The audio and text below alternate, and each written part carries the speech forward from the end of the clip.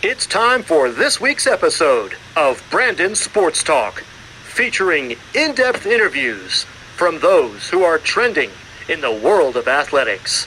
And now, here's the host of Brandon Sports Talk, Brandon Pate.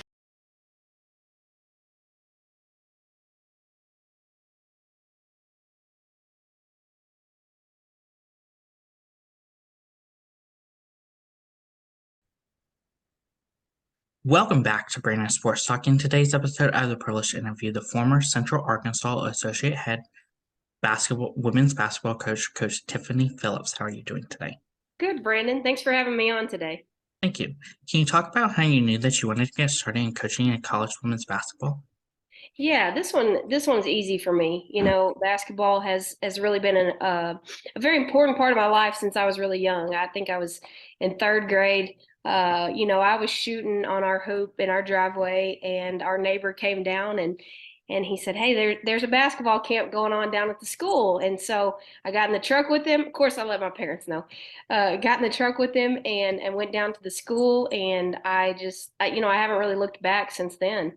And I can remember I was playing for Harding, and we were at Delta State University, and actually got a pass deflected and kind of tipped off my finger the wrong way and broke my finger right in front of the head coach for Delta State, which was Sandra Rushing. And after the game, we were sitting in the back talking. I had to go to the emergency room, big deal. So I was sitting back there talking to her, and she said, "Hey, you want to get into coaching?" I said, I really hadn't thought about it. I'm a psychology major. Yeah, I'd love to. She said, I got a GA spot next year. And so I came down a couple months later when the season was over, interviewed, and I became her graduate assistant and kind of just, I really just haven't looked back since then. It's been really, it's not a job for me. It's fun. I enjoy it. I don't dread going to work every day. And I love the relationship side of it as well. So. What was that like attending there and playing collegiate basketball? Yeah, that was a great experience. I know a lot of people don't get that experience, and obviously, I'm very blessed. I know that to get my school paid for and to get to play, the sport that I love. And I played my first 2 years at Arkansas Tech for Joe Foley, legendary Arkansas coach. And I was in the transfer portal before the transfer portal was cool. But when he left, and then I transferred to Harding University and finished my last 2 years there. And Arkansas Tech, we were really good. We were going to be in the Elite Eight, Sweet 16. We were really good, and I played some, but I didn't get a lot of playing time. But it was okay. I wasn't one of those teammates. I knew my role, so to speak. And so when I went to Harding, I was not a role player. I was the star, the one they wanted to get the ball to. And I'm not shy to say that. And I love to shoot. I didn't want to pass. I love to shoot. And so it was a really good experience. I got two different experiences because at Harding, we weren't as good. And so that really taught me a lot about how to kind of fight through adversity and different things like that. The sports teaches you a lot of really good things. And so I got to have two different experiences that both taught me a lot. What was that experience like getting to put on both the Arkansas Tech and the Harding jersey? Yeah, it's just something that it's hard to explain. I look at pictures from when I played in college, and I'm like, man, I really got to experience something that very few people get to experience. And just shooting in the driveway that day is the reason that I got to experience that, and the love that developed for the game through playing. And at Greenland High School is where I went to high school in Arkansas. We won a couple state championships. So, you see your name on the wall and on banners, and it's something that's really, really special.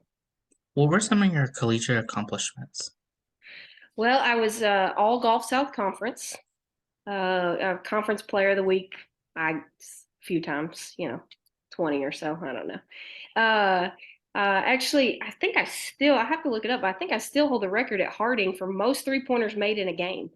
I made 9 or 10, I believe. So I'm a little bit old, Brandon.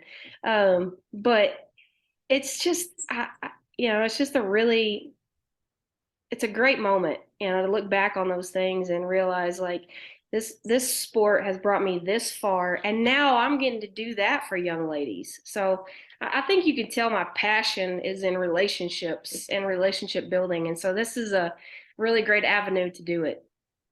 Of course, what was that like in getting into college coaching coming out of college? That was hard. I'm not gonna lie, because a lot of those girls, some of them were my age or older, and so that was different. You're coaching pretty much your peers or somebody that you played against last season, and now you're in a different role, a leadership role, and so you have to learn that those rules change, those guidelines change. Your lane is different now. That's not your somebody that you're playing against. That's someone that you're trying to help get better and coach up and mentor. And so it's a different experience, especially being that young. I think I was 21 when I was a GA. So some of those girls, like I said, they're my age, and I'm telling them what to do and telling them what time to go to bed, and things like that. So it grows you up really, really fast, and it matures you very, very quickly. So but yeah, it's a different kind of experience being that young and doing it. And now, that I'm a little bit older and have some more experience, I look back on it and I'm like, man, thank goodness that I've learned and grown, because it was different being young and in the sport. What was that feeling like the first time you became a head coach in your coaching career? I can remember my first game. I was at the University of Central Arkansas as an assistant, and I'd been there for about 5 years after my GA spot at Delta State. So I've been in coaching for 7 years, and I'm still pretty young at this point. And I decided, maybe I need to do something different. And so I actually started coaching high school for a little bit. So my first game as a head coach, like calling the timeouts, was for Marshall High School. And it's a really funny story, actually. We played the game. They won. We won. And I mean, the girls are just like acting like they won a national championship or something. And I'm like, what? Act like you've won before. And this girl, I'll never forget her. She comes up to me and she said, "But coach, we've never won before." And so that'll stick with me forever. Just like the ability to have a young group of girls who have never won a basketball game before, and then under your direction they win one. That's a really special moment. But I love being the head coach. I love getting to develop players, and they go from individuals to a team, and when you get to see that, that's very rewarding for me. What was that feeling like coming back to Central Arkansas and becoming the head coach? Yeah, I mean, when I came back, it was just the right timing. It's something that Coach Rushing and I actually always talked about. When I get an opportunity to, I'm going to bring you back. And so when she did, she had a spot open. I mean, I think I was her first and maybe only call, and it was just like a no brainer for me. It was something that I learned a lot from her at Delta State. And when you're just developing your coaching philosophy, that first person you're with is like that's a big, big person, a big role that she has to fill there. And so I always wanted to go back and work for her again. And Central Arkansas means a lot to me. It's a great school. Conway's a great, town. Such good community support. The administration is great. So being back at UCA had been really special for me. And to get to work with Coach Rushing again and on the D1 level, it was a really neat experience. I learned a lot, grew a lot. Went through a lot of adversity. We had some tough times here in my second stop, but it was a lot of fun. I enjoyed it. Of course, during your time at Central Arkansas, what was that feeling like getting to step on that court as a coach versus as your player? Oh man, it's different because there's so many things as a coach that are truly out of your control, and you have to learn to give up that control, but know also that if you've done your job as their coach, then they know what to expect. They know what you want, and they know how to do those things. It's not just a matter of I know it, but I know how to do it. And so like I said, it's a little bit different because you can't control every single aspect, and I guess you can't as a player either. But I knew as a player, when the ball was in my hands, I knew what was going to happen. I knew I wanted to score. I knew I was going to try the spin move. But then as a coach, you're sitting there, oh, did she remember this? Did she remember this? Did I do enough, enough to make her be successful? So it's a lot different stress over there on the sideline for sure. Of course, after Arkansas Tech, what was that like going to your next coaching stop? Yeah, it was from UCA I went to Marshall, did high school for a little bit, and then I was actually a head coach in Texas at an NAIA school for 6 years. And so every spot that I've been in and had the privilege to coach at has helped me be the person that I am now. Every administrator that I've had has poured into me in some way. Every coach that I've worked for or played for has poured into me in some way. And honestly, Brandon, I think the biggest thing that I want is someday, maybe when you're interviewing one of my former players, for them to say something like this about me, because it's coaching the profession is such an opportunity to help mentor and grow, young females or males or whoever you're coaching, I don't think there should be barriers, if I wanted to coach men, let me go coach men, but that's probably a whole nother, a whole nother interview. But coaching is it's been very, rewarding for me, and I've probably learned more lessons from the young ladies I've coached than they've learned from me. What was that transition like from going from high school coaching to college and then back down to high school? Yeah, it's different because you got at high school whatever's there is what you have to work with, and so the player development and the fundamentals are so important at the high school level, and I believe they're important at the college level too, but you have to really get down to the nitty gritty fundamentals at the high school level. So there was a lot of player development that went on at the high school level. And not as much team stuff at first because they got to be able to pass, dribble, shoot, rebound, and play defense. And so you got to get those things right before you start doing all your team stuff. Because otherwise, I feel like this is just my opinion. If you put a horse before the cart, you're not going to get the same results. So it's been quite an experience going from players that you recruit that you know what they're capable of to the players that, hey, this is what's in the school, so this is what you get to work with. Of course, what was that feeling like coming to Central Arkansas to become the associate head coach? Yeah, like I said, it just was something, like I said, that was very rewarding for me. That someone like Sandra Rushing, who is one of the greatest coaches, she was actually just inducted into the Delta State Hall of Fame a couple weeks ago. um, Someone like her asking me to come work for her was an honor, and then to do it at the Division I level, close to my family, where they could see it. Every game's on TV. You get to see your face all over the place and that kind of stuff. And so it's just something that you can't really. I don't know if I could really put it into words, but the feeling that you get being on that sideline, while there's a lot of stress and a lot of anxiety, there's a lot of good feelings that go along with that too. And I think that that's what keeps me going. I think that's what keeps me in it, is just the feeling that you get when you're standing on that sideline or sitting on that sideline. I don't do much sitting unless I have to, but when you're pacing that sideline and you're seeing their hard work pay off, it's just one of those feelings you want to keep trying to replicate. What was that feeling like getting to become the associate head coach and rejoining Coach Sandra? Yeah, I mean, it's just she's a tough cookie, but she is a very she knows her stuff.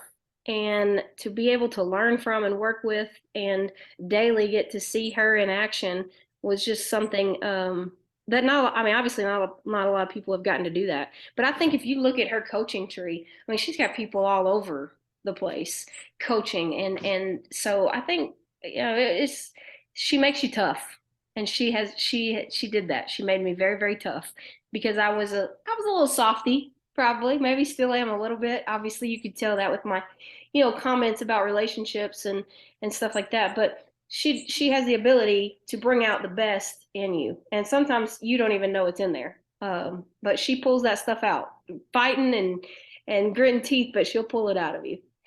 During your time as the associate head coach, what were some of your biggest coaching accomplishments? When Coach Rushing had a family emergency, and I took over for a couple games as the acting head coach. My very first game coaching as the acting head coach. Well, I guess it was my second. Was against Eastern Kentucky, who was at the time first place in our conference. And we had just come off of a road trip at Liberty where we had gotten beat, and it was just one of those things where, oh, my nerves were just terrible all day long. Like I'm going to be the one standing up. I'm going to be the one. The pressure is a lot different from this seat to this seat. And so there was a lot of nerves that go along with that. But then the girls, they came out and they responded, and I think, played one of the best halves of basketball that we played all year long. And so it was just one of those feelings like, I'm just, this is one of those things you just want to keep doing and doing and doing. Obviously we didn't have a great season, but that, I remember walking in. I did a radio interview right after the game with our radio there at UCA, and I walk into the locker room and the girls just doused me with water. I mean, I was soaked. I'm sure there's pictures out there somewhere. I've got some on my Twitter and stuff, but that's just one of those feelings I will never forget. Of course, during those uncertain circumstances, what was that feeling like, getting to become the head coach and getting to run the program? It was, I mean, it was a good feeling. I enjoyed it. But it was also, there was a lot of stress involved with it. There was a lot of things as a head coach that you have to deal with. I guess a lot of people, unless they're in the profession, they just don't know. They don't understand all the things that go on behind the scenes. And so there were a lot of things that weren't just coaching basketball that you have to deal with. And you don't realize it until you're back in that position. It's like somehow it leaves you when you're the assistant coach, but then you get back in that position and here it comes again. And it was difficult. I'm not gonna lie, it was a very, very difficult time. And we went through a lot of adversity during that time, but the bonus for me was to get to see those girls be able to get through that adversity, come out on the other side of it, and be stronger for it and be better for it. During that time as the acting head coach, how did you change the momentum of the program from obviously when Coach Sandra had it to leave to then you taking over? I don't know necessarily that there were a lot of changes that we made. I think it was just a different voice that they were hearing, maybe a different approach, because no two coaches are the same. Everybody's a little bit different. And so I don't necessarily know that. I just know that we did everything that, and let me tell you this too, Brent. I mean, I could tell, like, if you looked at my phone during that time that she was gone, every call was from her. Sandra, and she was involved in every aspect of it. And so it was, you're in charge, but you're not in charge too, type of thing. And so it was a very difficult situation, but it was also a very good situation for me. What does a typical game day look like for you? Well, usually it's like for me personally. Hmm. Oh, okay. Yeah, yeah. Okay. So get up. I like to work out, maybe get some of those nerves out, get some of the stress out, start my day off right. I think they call that eating the frog, doing the hard things first. And so I get up and I do my workout, do my daily devotional, things like that. And then I try to get ready for, my mind, get ready to make sure I haven't missed anything on the scout. Make sure that I've prepared the girls and we've prepared the girls like we should, in order to be able to be successful or put them in a situation to be successful. And then, I don't know, I'll eat pregame with them. We have our walkthrough, and then it's a mad dash after that. Go home, you get ready, you get dressed, you make sure you look presentable, and you get to the games. And it's just like that warm up time, that 60-minute warm up. Oh my gosh, it's forever long, because at that point you're just ready to start the game. And it's like I envy the guys a little bit. The guys, they get that 20 minutes. I guess they do have to sit there if they do double headers, they do have to sit there and watch our game. But I wish we played every game at 10 a.m. Honestly, I'm ready to go. Of course, what does that typical game day look like when your opponents come?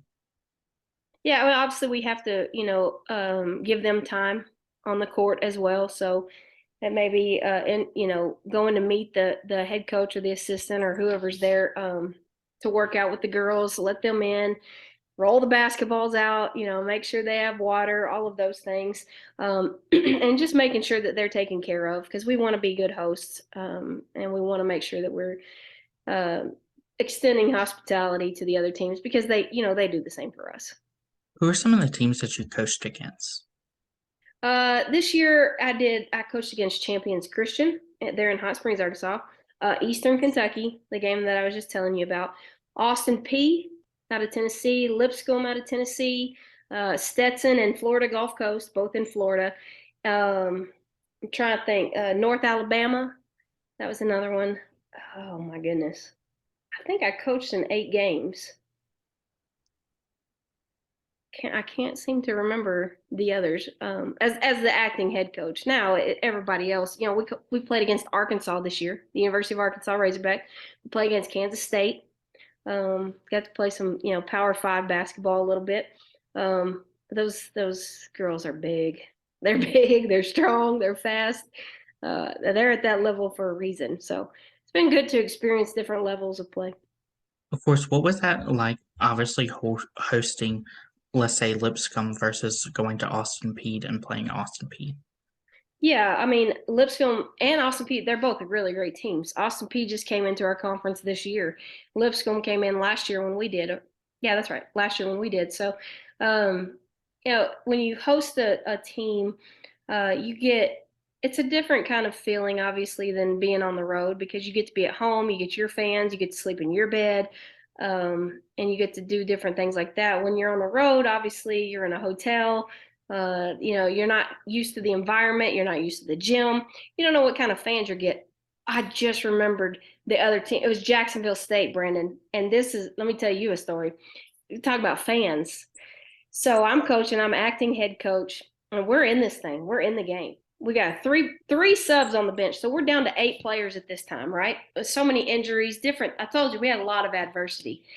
And so we got 3 subs on the bench. I'm the acting head coach. They know that I'm the acting head coach. And I mean, they're yelling, you got 12,000 students at UCA and you can only find 8 basketball players. Then every time I put a foot on the court, hey, get off the court. You're not even the real head coach. So, you go into different environments like that, and you're going to get a lot of different flavors. So it's always nice being home. It's always nice playing at home. But it's fun, because that's a story I'll never forget. So. Of course, what does that feeling feel like, obviously, going out and recruiting those athletes? Yeah, recruiting is probably one of my favorite parts of being a coach, just because you do get to build those relationships. You get to go out, you get to evaluate the talent, you get to figure out if they're a fit for your program, for your head coach, for your university. And in that process, you build relationships with their family, with their coaches, with them. And so for me, that's the really fun part of being a college head coach, is that or a college coach, period, is that you get to recruit and you get to build relationships and you get to pick who you want to be a part of your program. And let me tell you something, every time somebody tells you no, that no doesn't get any easier. It's a hard no. It's like a breakup. I mean, it really is, because you invest all this time and energy into it, and then it's like, sorry, coach, I'm going somewhere else. That's a tough feeling. But then on the other side of that, when you get the yes, that's very special, because they're going to invest 2, 3, 4 years into your program, and you get to continue to grow and develop those players. What did an official visit look like at Central Arkansas? When we brought kids in on official visits, obviously depending on where they're from, they'll either fly in or drive in. Usually a parent or both came with them. We would try to take them out to the nicest restaurants in Conway, show them the nicest spots in Conway, obviously sell our facilities, sell our university, sell whatever program they're wanting to go into, whether that be business, education, physical therapy. We'll have them meet with different academic advisors. So they have a lot of meetings. There's a lot of information that's poured in those 2 days. And so it's a lot for 17, 18-year-old kids, and sometimes a lot for those parents too, because you find a lot of people don't understand the recruiting process, and there's nothing wrong with that. I probably didn't at that age either. So it's kind of fun to walk them through that process. And when they get on your campus, it's kind of like, I mean, I likened it to a relationship, so it's kind of like the first date, if you will, and you gotta make sure that you put on a good first impression. As a coach, what was that like, obviously seeing those freshmen put on that uniform for Central Arkansas for the first time? It's kind of like when I see myself, in the uniform. It's just a feeling of pride, and you see their pride when they put it on too, and so that makes you even more proud. And so it's just something. It's really special. It's something I'll never forget. Seeing like Paris Atkins walk out for the first time in her UCA uniform, or seeing Kenley Fisher, or whoever it is. It's just something that you'll never forget. Or even like when they make their first basket, as a player, and it's like, oh, okay, I can do this, and they see what I've seen or what we've seen all along. Of course, what is that like, obviously seeing those seniors go on and achieve great things, whether it's going into Athletes Unlimited or the WNBA? Yeah, we actually had a couple players that I think we had one this past 2 seasons ago that got to play overseas. And then there's been a couple here at UCA who have gotten to play overseas. And it's fun to continue to watch their career and see how they grow and see how they change as a person and as a player. But it's also fun, for those who don't go, to see them become wives and mothers and different things like that. And it's also, that's very rewarding too, to see that the growth in them as the whole person. What was that like, obviously getting to see those players go on and go into college coaching like you have? Well, I hope that I hope that I'll beat them if I ever face them. If we're ever on the same sideline, I hope that I'll beat them. Um, but it's neat. It's neat. Like I said, that if you do a good job as a coach and you do a good job building your culture, then hopefully you see little bits of you in them.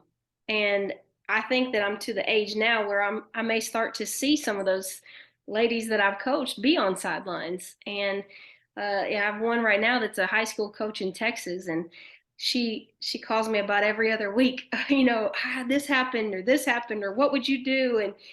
And those calls are really special for me because especially with that one, especially because she and I just butted heads all the time, and now she's calling me for advice. So I guess we did something right with her.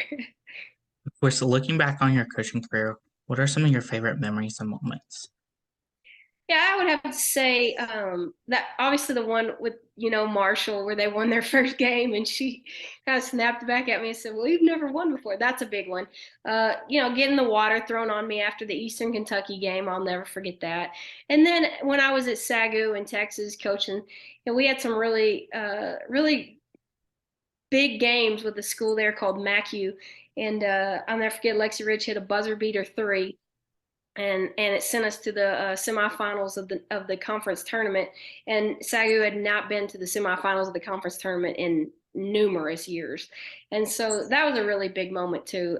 Something I'll never forget. And when it comes across my timeline or somebody repost it, it's just that feeling that kind of like butterflies in your stomach and chills. And so you always know those are good moments. There's a ton. I could tell you stories all day long, but those are just some that popped into my head when you asked. What are some of your future plans in your coaching career? I'm actually right now. You announced me as the former associate head coach, so I am looking for jobs. Just trying to figure out, do I want to do it at the college level? Obviously, I love it. I love the recruiting aspect of it. Do I want to go back to high school? I've got some different opportunities, different things working right now, and just trying to figure out where I'm being directed and where I can be used the most. But I'm not. I've got a long time before I get out of coaching. I'm still very, very, very passionate about it, and I'm very passionate about the game of basketball and what it teaches people and how it can develop and grow people. What advice would you give those high school athletes looking to get into college playing basketball? Yeah, it's right now, especially, and I know it's a taboo, maybe, I don't know, but with the transfer portal, I would say you got to find something that makes you stick out to college coaches. Obviously, um, we know talent, we know skill, but what about your work ethic? What about what kind of teammate you are? We watch those things. How when you're subbed out of the game, how do you come out of the game? When you're in foul trouble, how do you act on that bench? Those things matter. Those things are important. And if you can be a great teammate, be a great leader, um, you know, be someone on the bench who's going to be supportive, even if you're not the one that's the star at that moment. Those things will set you apart from other people, because there's some people, we've stopped recruiting simply because their attitudes, or the way that they talk to their coaches, or even, I mean, even parents, and parents and how they act in the stands. So those things really matter, and they go into account when you're recruiting. What advice would you give those first year going into college basketball?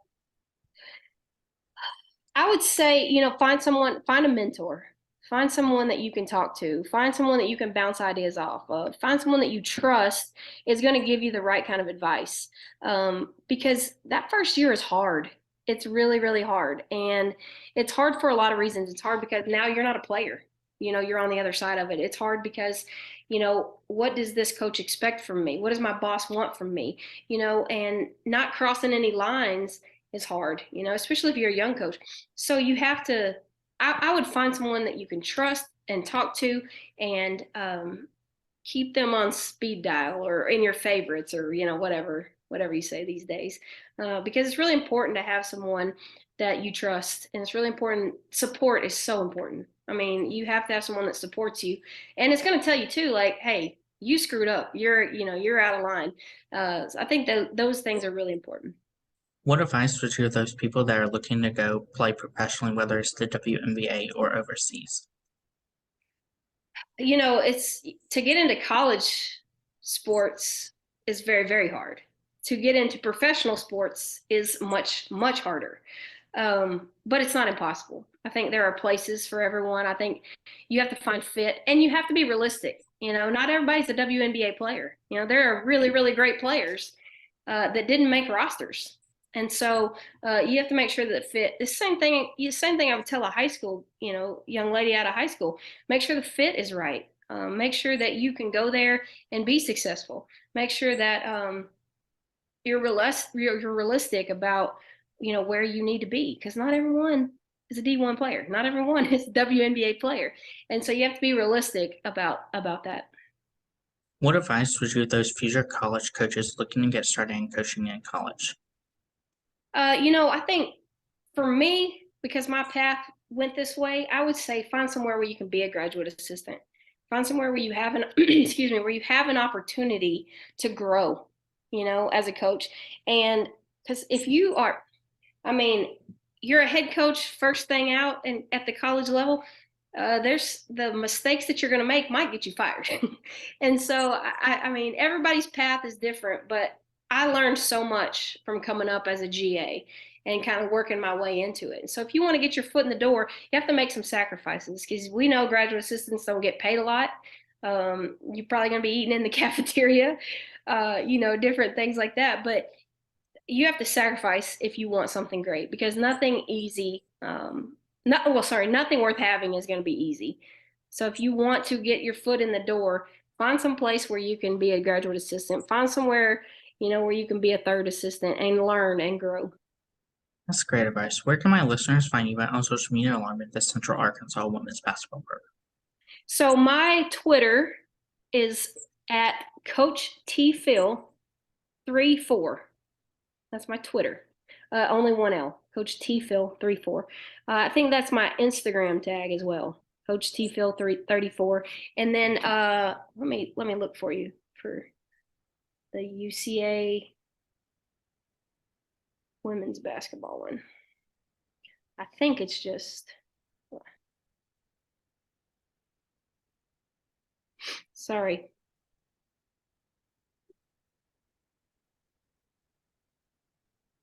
Sugar Bear. That's what it is. Yeah, it's at UCAWBB. At UCAWBB is the Sugar Bear basketball Twitter. Thank you again, Coach Tiffany Phillips, for your interview, and best of luck in your future, wherever it may hold you. Thanks, Brandon. Thanks for having me. You can find Brandon Sports Talk on Facebook at Brandon Sports Talk, Instagram at Brandon Sports Talk, Twitter at Talk_Brandon, and you can find me on YouTube at Brandon Sports Talk. Don't forget to like, comment, and subscribe. Thank you again, Coach Tiffany Phillips, for your interview, and best of luck in your future. Have a good day. You've been watching Brandon Sports Talk. Please feel free to like, share, and subscribe to Brandon Sports Talk on social media and on YouTube.